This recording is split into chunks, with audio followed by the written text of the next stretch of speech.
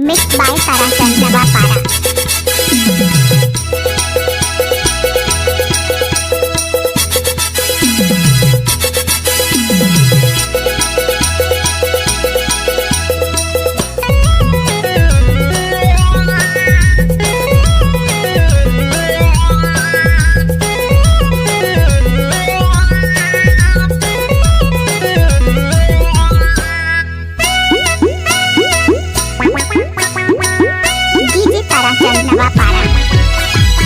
लाली लिपस्टिक तोर दिखे जोरदार वो, लाली लिपस्टिक तोर दिखे जोरदार वो।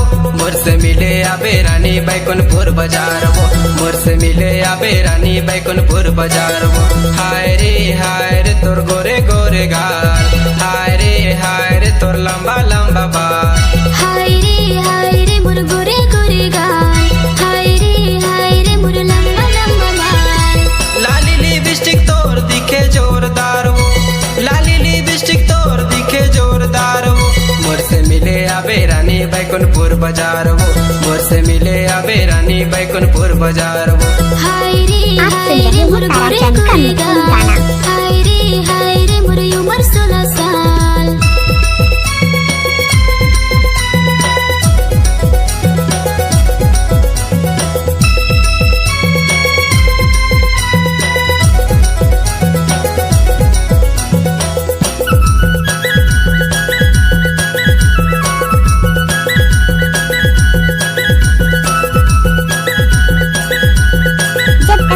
चांद रहेगा लेकिन ताराचंद का नाम रहेगा। कोरिया के माल जैसे दिखेला बवाल, लाली लिपस्टिक तोर दिखे जोरदार। पपुरा से लाता हूँ हवस रे जवान, विवो मोबाइल धरे दिखेला बवाल, विवो मोबाइल धरे दिखेला बवाल। कहाँ ले आए रानी काहे तोर नाम वो, कहाँ ले आए रानी काहे तोर नाम वो। बोला फसाए रानी दीवाना बनाए वो, बोला फसाए रानी दीवाना बनाए वो। हाय रे लटोरी मोरी गाँव, हाय रे मोर तारा रानी नाम। हाय रे लटोरी आप सुन रहे हैं ताराचंद का मिक्सिंग गाना। हाय रे मोर तारा रानी नाम।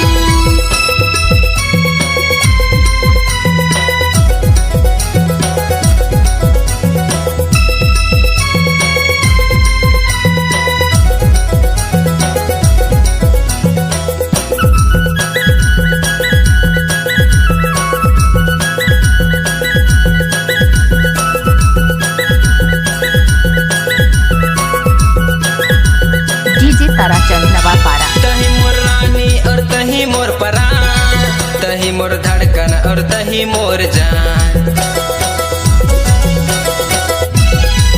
तही मोर राजा तही मोर परान, तही मोर धड़कन और तही मोर जान, तही मोर धड़कन और तही मोर जान।